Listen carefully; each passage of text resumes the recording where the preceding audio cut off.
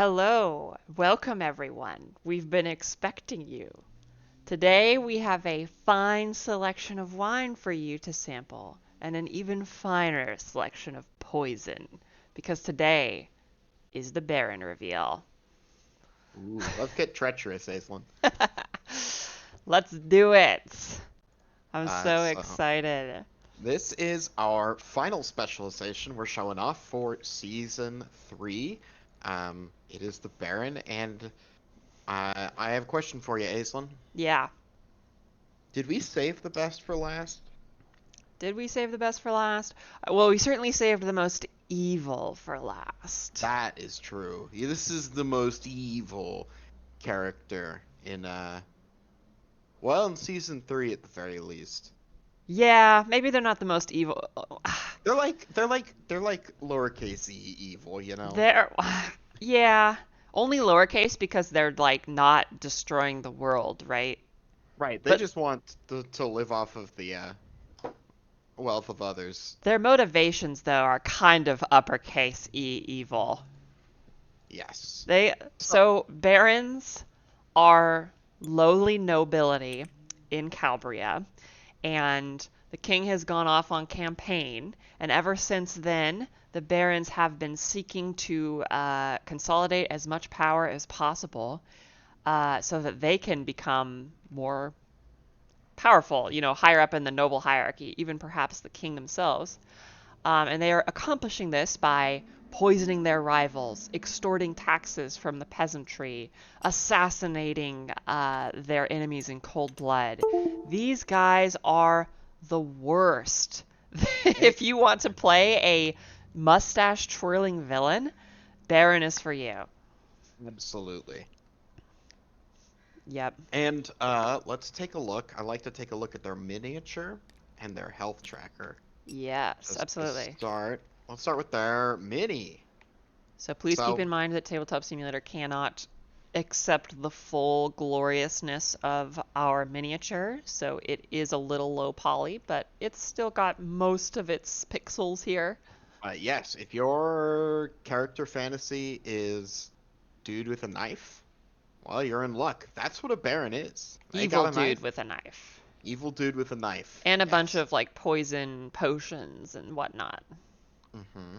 That's Yeah, his so that's thing. the Baron and their HP. They are at 38, a little behind, a little below average. They're a little bit squishier, Yep. but not too bad. Well, when you're busy, working on pursuits of the mind, you don't have time to get swole. Yeah, yeah. Steel Wool guy makes a good point. The Barons are small town, old fashioned, all Calabrian evil, just like Grandma used to commit, and that's correct. Barons are not really on a global scale, really. They don't care that much. But locally, ooh, they're bad. They're bad. A bunny on fire says that's my gender. Evil dude with a knife and poison. Same. So let's Okay. take a look at their ultimate. Yes, let's get started talking about some Baron cards. I don't think anyone has seen the Baron Ultimate yet. So here it is, guys. This is what the Barons do. We have Treachery. You always take the first turn. You always take the first turn as a Baron. If there are two Barons in a match, you roll normally. Yeah, Um, but yeah, you always go first, and not only that, you always draw. So you get the best of both worlds, and I'll yes, tell you, it feels incredible it always getting to does. make that first move. Because Yeah. inevitably they're gonna ask, "Oh yeah, do you want to be Rooster or Clover, or do you want to roll odd or even or whatever?" And you go, "Sure." And then no matter what it is, you go, "Okay, I'll go first." And Um, then if they won, they're like, what? And then you're like, I'm a Baron. What did you expect? but I go first. not only that, but they're presented with a problem at the very beginning. They get 2 poison on them. And Yes. so what that means is either they're going to have to spend 2 of their cards or initiatives to get rid of that poison, or they're going to be taking 2 damage every turn for the rest of the game, Yeah. which is huge, absolutely huge. This ultimate is fantastic, and it really, really catapults Baron into a really solid place competitively. Oh, absolutely. I mean, like when you're playing against a Baron, you feel like you're starting on your back foot, like right away. And if you're playing as a Baron, you always feel like you have the upper hand, right from the beginning. And the thing we were going for with this ultimate is it's literally called treachery. So the idea is that, that you as the Baron have, like invited this person to some kind of feast and you poisoned their cup and they realize your treachery and then you cackle maniacally and then the battle starts, right? Like that's the idea. Um, and we think that comes across really well. We feel like it comes across really well when you start the game as a Baron. We're excited for you to try it. Yeah, absolutely. Well, let's take a look at some of those cards. Let's do it. So, we know that poison is a mechanic in Crossroads, and Barons are the ones that are taking full advantage of that. So, first of all, let's kind of look at their poison staples here. So, Hemlock is. Yeah. Oh, do you mind if I say some things about this? Sure, go ahead. Yeah. So Hemlock, -1/+2, poison an opponent is a pretty solid effect, but something you can notice about this card is it doesn't have a range. It's because the Baron has poisoned you well before the fight. They came prepared. One of the archetypes we want to explore with Baron is, although a lot of their attacks can be range 1, they have, I think, the most rangeless effects in the game, kind of giving them this sense of just global control. Like they have set plans in motion, Right. well in advance. And so you really Yeah. do feel like a schemer when you play Baron. Mm-hmm. Yeah, a lot of these cards you're playing are gonna feel like you did them before the game even began. And you're just, triggering them at the right time, right? That's their vibe. Even though their base class, the Brigand, or the class that they're associated with, um, is range 1, they have a lot of long range potential, which is pretty cool. I think that's something that's very neat about Baron specifically is they often try to play a ranged game until they need to go in with their brigand cards with their stabs and finish the job. Right, right, right. So next up on the Poison Menagerie docket, we have a very fun and flavorful card, Monologue. So this card draws you 2 cards, which is wonderful.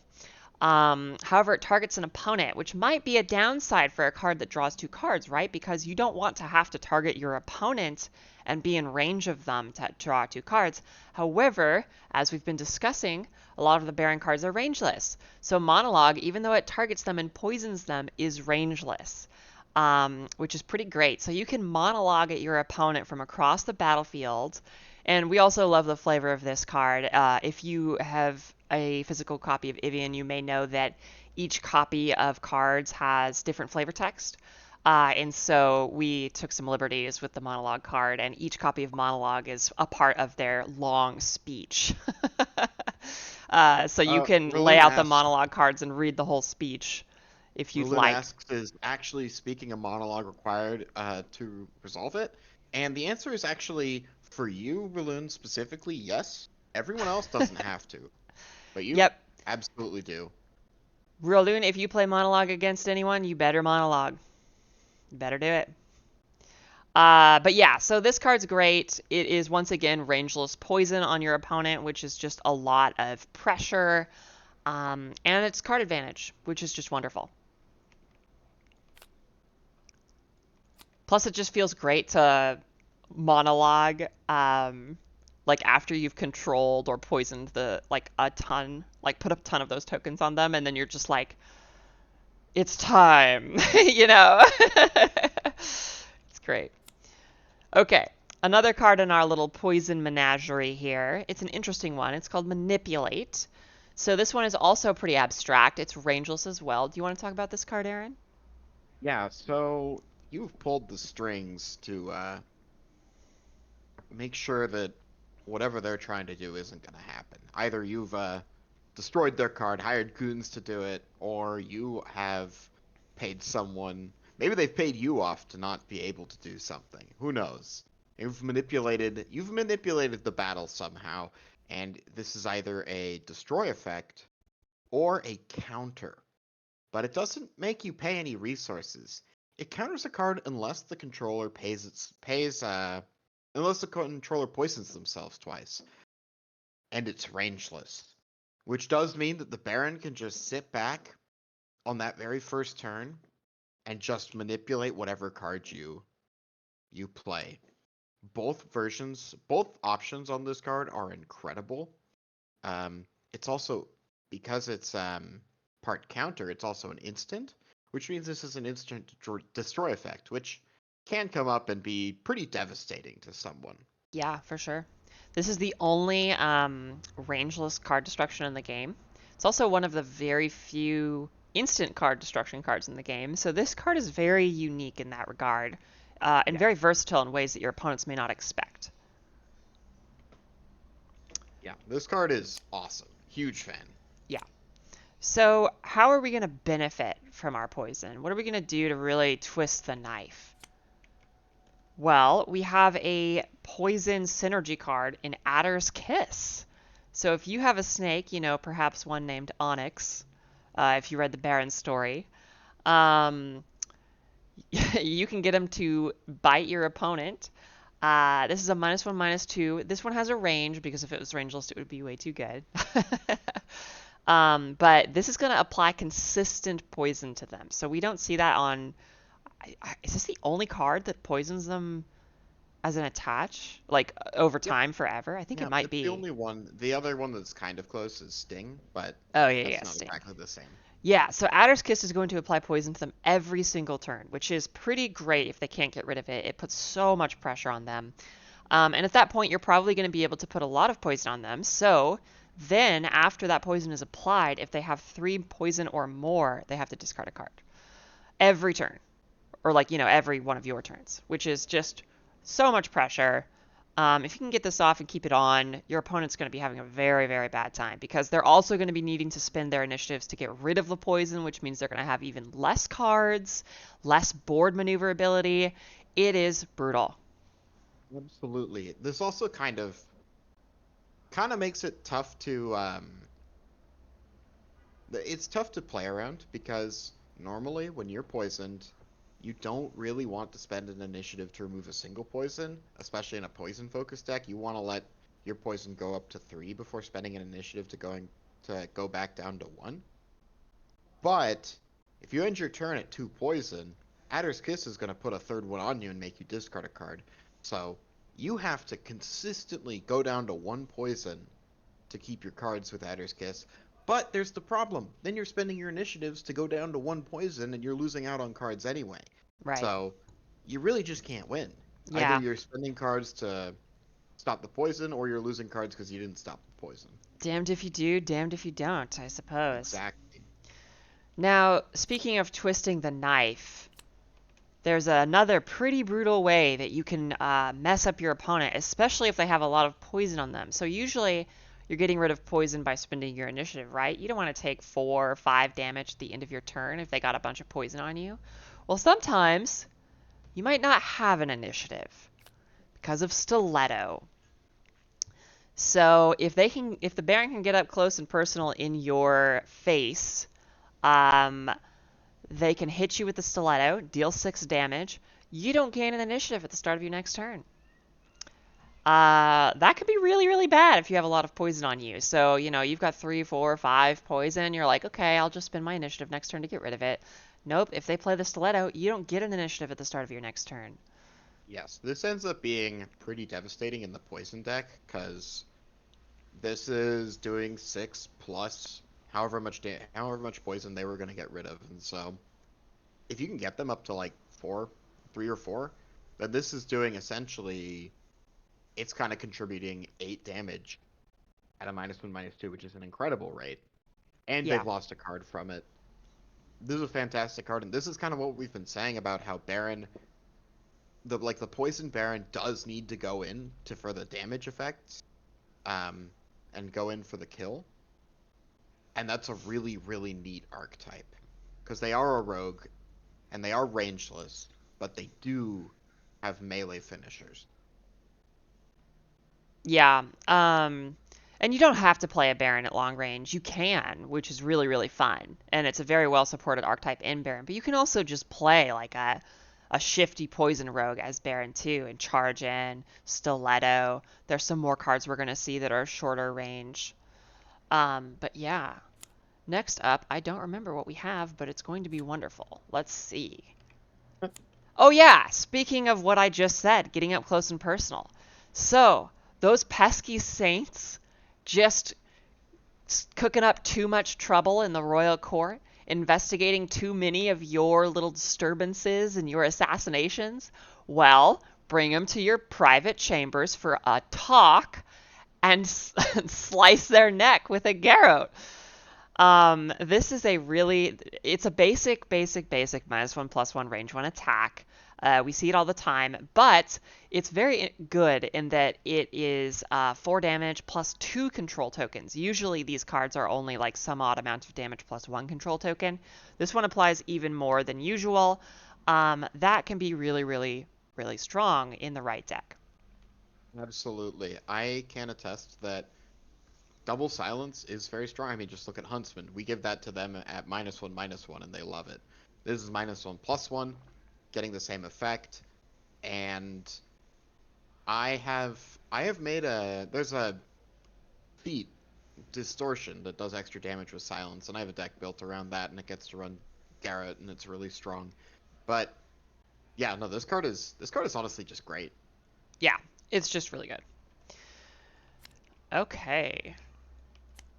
Next up, Kidnap. So we do not have art for this yet. Please bear with us. It will be here soon. This is a really, really powerful instant effect. You want to talk about it, Aaron? Sure.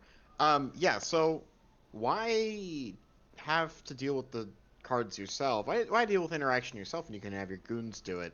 This one, you can have one of your henchmen grab them and pull them into a closet before they can play their card or do their attack and get them out of range.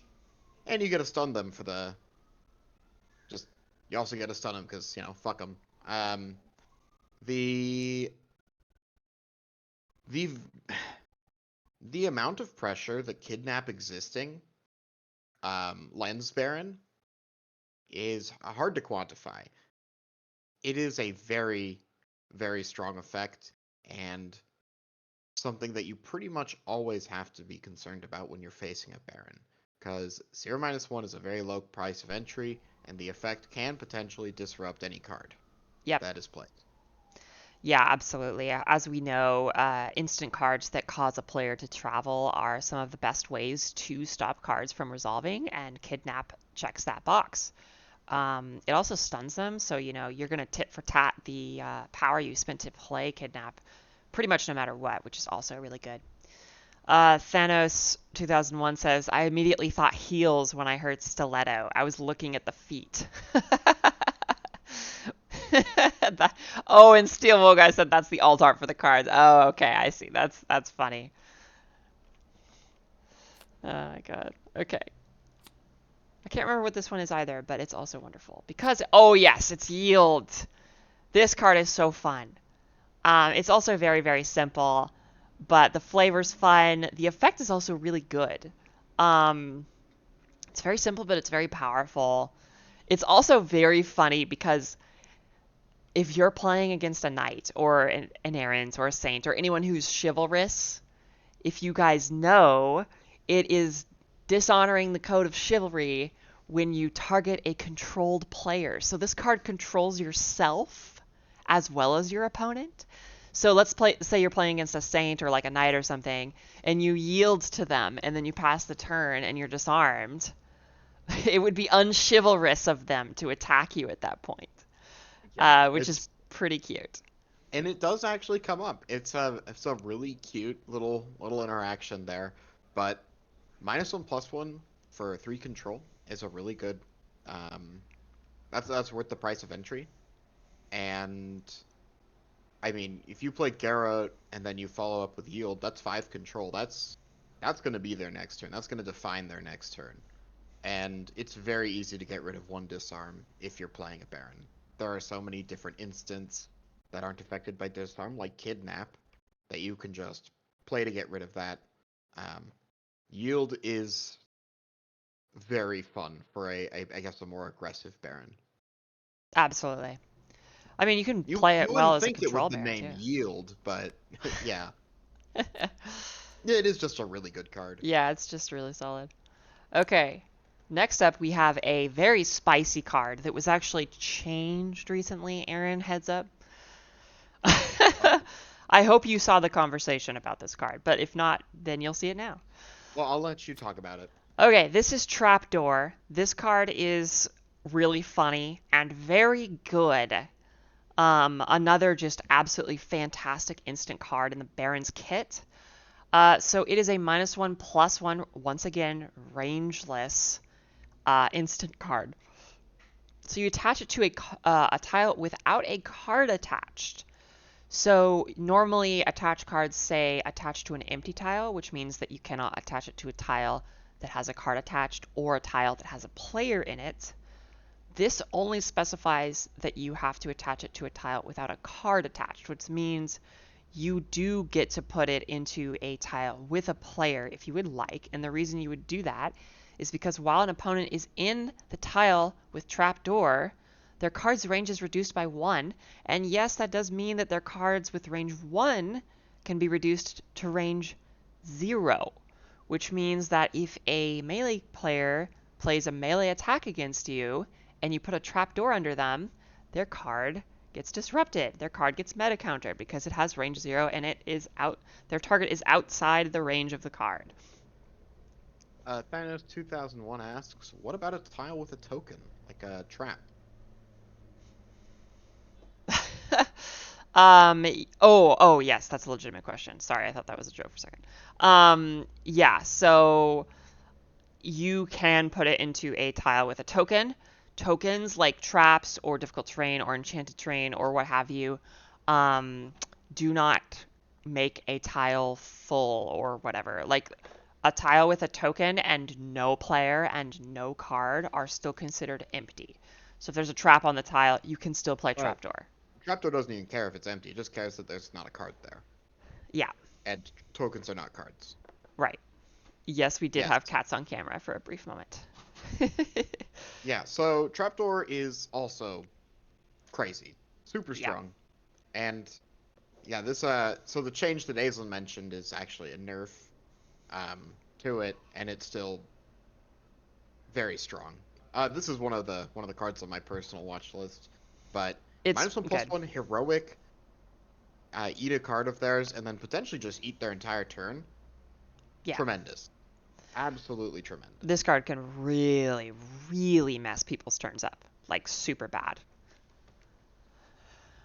And the last card in Baron, we saved the best for last. So if you want to go all in on the poison archetype, you know, there are a lot of poisons that are coming into the Crossroads, right? There's a lot of people mixing vile concoctions and terrible ailments from various medicinal herbs and venoms and what have you. But you, as the Baron, as the most sinister and intelligent Baron in the land, have concocted the Catalyst. Aaron, would you like to talk about the Catalyst? Yeah, sure. So this is one of the finishers that you can do for the full-on poison Baron. Um, this allows you to poison them twice, but also it allows you to exceed the max of 5. In Evian, all tokens have a maximum of 5, no matter where they're placed. Catalyst ignores that, allowing you to go up to 7 poison even. On top of that, it immediately triggers their poison. That's instantly going to be doing 7 damage if you get them up to 7. And then on their next turn, if they spend an initiative to get rid of half their poison, sure, they can do that. And then they're at, what, 3 poison left and they take another 3? Catalyst is doing it's an absolute powerhouse. And if you can, catalyst them and then hit them with, stiletto? Yeah, To prevent Catalyst Stiletto. from spending initiatives next turn, they're taking another 7 damage. Yep. And let's not even consider the possibility that a Baron plays Catalyst and then gains more power and plays another Catalyst, bringing someone up Yes. to 9 poison and triggering their 9 poison on them. And then, Yeah, you heaven can play forbid, this playing multiple another times. Catalyst. Absolutely. Sharkbait says Poison Baron seems like a real asshole. Well, you're not wrong. That's what we were hoping for, and we kind of nailed it. They are kind of the worst. They're big jerks. They are dealing a ton of damage over time to you. They're also doing it oftentimes from pretty far away. All right, guys. Well, that is the Baron. There's one more card we're going to show here. It is the Black and Blue trait, because whenever we make a multicolored specialization in Evian, we add a multicolored trait that is their colors so that you have another option for them or other characters. The Black and Blue trait for Crossroads is Disorient. So this guy is getting smacked in the face by a bomb. We can see in the flavor text that it was supposed to explode, but just hitting them in the face with it works just as well. Um, so this card is very, very powerful in a very incisive way. So it has 2 charges, which means you can trigger it twice. Mhm. Yeah, he's drinking my water. That was supposed to be for me, Clark, but you can have it because you're such a good boy. Um, So yeah, after you control an opponent, you may expend a charge on Disorient to stun them. So the thing about this is that when you control an opponent, they're going to be vulnerable. When you stun an opponent, they're going to become more vulnerable. Because you're messing with their resource economy, you're messing with their next turn. Both of those different axes are accomplishing that. But when you have a card that guarantees that you can stun after controlling, you are doubling down on that vulnerability. You're exploiting that vulnerability even more. And so applying more control, applying more stun, like doing both of those things simultaneously, those effects compound on each other, right, Aaron? So being able to stun someone when you control them is more powerful than just stunning them or just controlling them. They're greater than the sum of their parts. Yeah, so I have a Disorient Baron, and I can definitely attest to that. What I would say is you don't want to use Disorient as soon as you can. You want to wait for the turns where they are out of power. When they've spent their power on a big turn, they've got a couple resources remaining. If you can use Disorient to get their last 2 resources and leave them at that, you play a Garrote and a Yield and maybe another at a Throat Slash from Brigand. If you can leave them with like 7 control and no resources, then you have a decent chance of winning the game on the spot effectively. Disorient, the thing that makes Disorient strong is not that it's 2 stun, it's that it's stun that you didn't have to commit cards to add. It's adding stun to cards, which allows you to have your burst turn be significantly stronger. And in a game like Evian, as a lot of you may know, you really only need 1 good burst turn. Yeah, absolutely. A bunny on fire says, Baron and the others are all such flavor wins. Great job, you two. Thank you so much. Yeah, we had so much fun making these characters. The testers did a absolutely phenomenal job making the season tight and fun and balanced. I think you guys Oh, are really yeah. going to enjoy this season. Honestly, I This think is it's probably our best one yet. this is I'm really happy with definitely it. 100% agree. This is definitely one of the um, this is definitely the season that has been easiest to develop because we've had the help from the testers. Uh, that has been a huge load off of our shoulders, and we really appreciate it. We couldn't have done Absolutely. it without you, and I would not drink that water, by the way, Aislinn, because Steel Wool Guy says that Oh, hey, Clark, what are you pouring into her water? Why did it make a little skull cloud? I think that Clark might be getting really invested in the Oh my God. Baron reveal. Yeah, I wouldn't touch that. Oh, Clark, you insidious, low nobility cat, seeking to gain higher status. Thank you, Svengard. Yeah, thanks, Sven. Thank you for being a tester on the team. And if you're watching now on Twitch or YouTube and you're interested in Evian and you'd like to help us with Season 4, we will be putting out a application process for you to join the testing team. We're going to be looking Yep. for quite a few more testers for Season 4.